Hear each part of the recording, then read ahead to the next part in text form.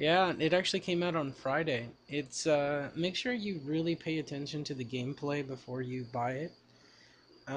It's worth I think it costs $10, 9.99, and um, it was worth it for me. It's like a zombies survival simulator and a social simulator, so to speak.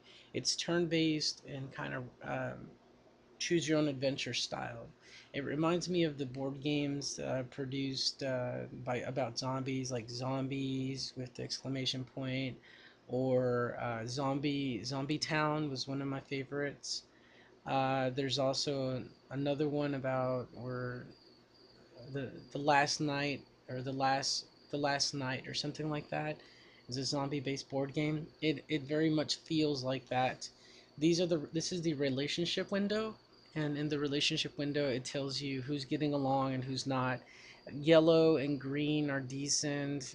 Orange, yellow. I mean, if it's going towards red, it's bad. Blood on the face, it means that they're injured. And you can fix things by spreading a rumor, but if you spread the wrong rumor, this group is really hard to manage because this one guy comes from a poor background and he doesn't like middle class. This girl doesn't like men. Um, this guy he's racist basically. Curtis doesn't like the wealthy. Monique is the one that's holding the group together. So if I spread the wrong rumor, like Michael trying to get along with the rest of the group by making it sound like he got along with the middle class, it will put off Tamara. So there's in attempting to fix this relationship, I could ruin four other relationships. So you have to be really careful. And this is an indicator of what's going on, like if they're hungry or something like that. So Curtis, I took all the food. That was really awful of me. I need to take some food back to the. I'm trying to base manage and keep my survivors separated that are having a bad relationship, like they don't get along with each other.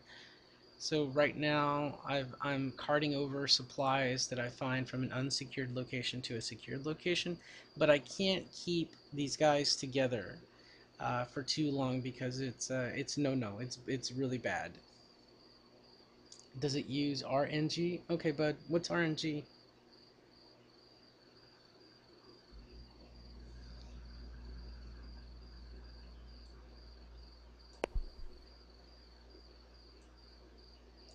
Random number generator. From what I can tell, I think so. Everything is luck in this game. Um, you have to make some decisions very early on,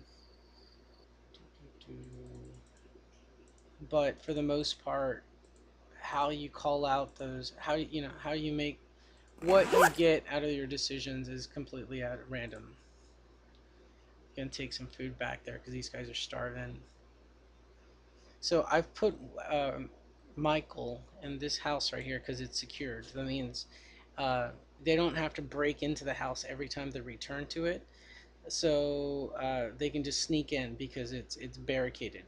Uh, we're all at a store right now and it's unsecured, and you really don't want to sit there and secure this entire thing because it has like a lot of entrances and it takes a long time to barricade it, and frankly it's not worth it. So I'm really trying to move everything over as quickly as I can, and I'm having a hard time with it. It's taking me some time. So all right, so this is the map and it's randomly generated every time you play, and the purpose of this one is that there's a truck on the outside of town and it's broken, so it needs some parts. And I've discovered a couple parts. I found brake fluid and a fuel pump, and you're going to try to last as long as you can while managing the relationships. So this here I decided for them to do this. Well, okay, so now I'm done with that. It's turn based. So this is my journal, and it's written like a survivor journal, and it fills in after it's like I said, it's turn based. So I've decided to move back and bring some food back to the store, and hopefully they don't get jumped along the way. They don't get hit up by bandits or anything like that, or no surprises. They're not carrying any weapons. So, in order to find out what happens in the story, this is the choose your own adventure part of the game. You press this little clock on the bottom right hand side. Right now it's 2 a.m. and every time I press this, an hour passes in the game. So I'm gonna press this now and see what happens. Okay, Curtis has secured a window leading to the aisles. Monique is feeling slightly fit. She did some exercise. Michael stopped working and is resting. So that means we made it back to the place. Somebody needs to prepare a meal. Nobody's watching. Oh, that's bad. Watch for zombies. Uh-oh. I'm not protected. Oh, that's the house. Okay. I need there. Oh, wow, they finally secured the location. So now I have 2. What is the red building? The red building is a store, and I'm looking for a possible vehicle or a part in it. And I was trying to move everything out, but now that I have secured it, now I have basically 2 safe houses. And so I'm going to take the time to fix it. Is the top left your safe house? This is my safe house secured. And this is now a safe house because I spent all that time barricading. So I have 2 safe houses, and all the X's that appear in and around the building, it's nighttime, so I'm seeing a lot more of them at night. Those are zombie in groups, not necessarily 1-to-1 ratio. This right here is a house, store, bar, crude drawings, church, library. That's a police station. There's 18 zombies inside it. That's a school. So I'm trying to decide where I need to go next. I have some. That's a good idea. Let's check. I have a couple items. I thought I had guns and stuff. I do. I have a couple guns. So I could potentially do a raid on another building. So I might. What I'm gonna do is probably scout. These guys are hungry, so I am going to have them prepare a meal. It's a good idea if they're not getting along, not to put the same people on the same task, because they'll just fight, and if they fight, they can actually kill themselves or kill each other. Tamara's watching for zombies. She's practically useless. He's kind of useless, so I'm going to use him to scout.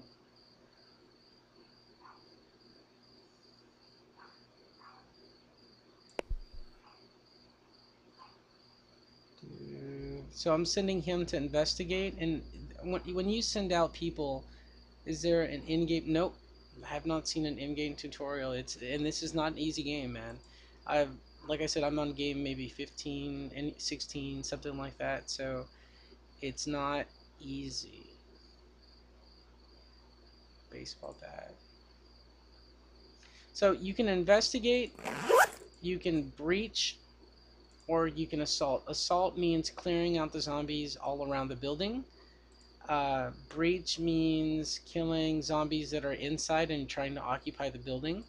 And investigate just means going to check out the entrances and get the information for it. I'm very curious, so I think I'm going to try to just investigate since this guy is here. The police building. He's not really doing anything right now. And these guys, I have somebody watching a zombie, I have somebody preparing food. I don't really need to barricade. Somebody does need to clean up the zombies, and Monique needs to go ahead and modify things. The longer I have her modifying, the better results I have. Good. They're sharing information. That means the relationships are getting better. We've removed all the corpses. Jonathan prepared 2 small meals. Tamara reported a large mob outside. I'm being quiet, so hopefully the zombies will go away. If they start attacking the building, I'm gonna have to flee from it. Hopefully, I don't want to get surrounded. So it is in the middle of the night. It's 4 a.m. So, did Jonathan give me a report or return from his recon? Police station. One zombie outside, 16 zombies on the inside. 16, what does the clipboard icon on your diary mean? It means you can copy and paste it.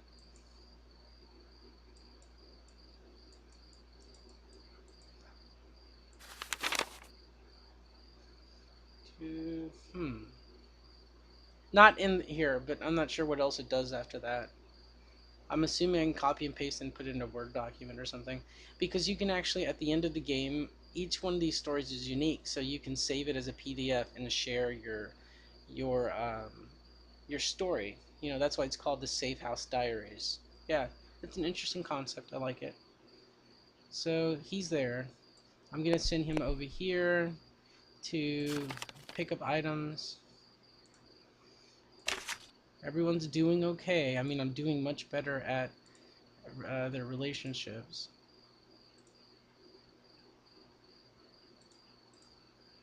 All right, so hopefully nothing bothers them. Gonna go over here and modify, watch, prepare. And there's somebody not doing something right now. Produce, prepare a meal, patrol. No, I don't want to send anybody out right now. I'm just gonna allow somebody to relax and hopefully they don't start fighting. Each game has different survivors. Oh, of completely different. I've I don't I this is very hard because if you know anything about social theory and real life psychology, the the the more differences you have in cultural background, sex, gender, age, the more likely you're going to get conflict. So if you look at these pictures, they're as diverse as you can possibly get. Sometimes you have gay characters, straight characters, older characters, younger characters, disabled characters, some of them more useful than the other, people from wealthy backgrounds, different religions, and they all play a part in their relationships.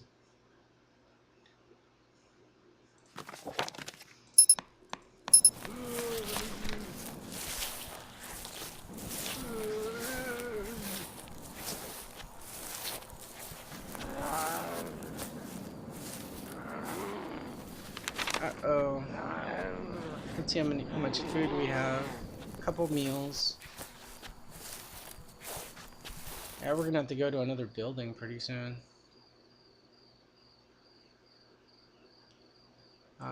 Factory, a school.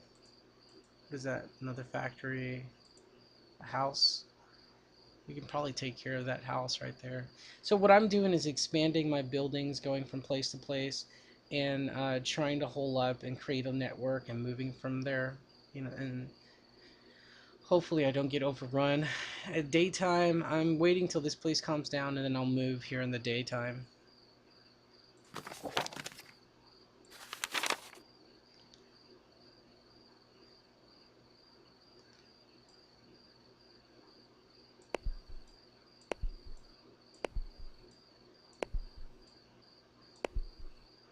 So I'm sending everybody to the police station. There are 16 or 18. There's not zombies there.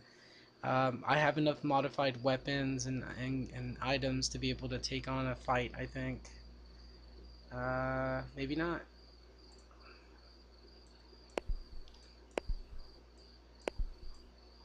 So I'm leaving the store. There's real no reason for me to stay there. And I'm gonna take a couple things with me. Obviously, all the ammo and stuff like that needs to come with me. I wish there was a quicker way to just take all this stuff. Cooking ingredients, small medic,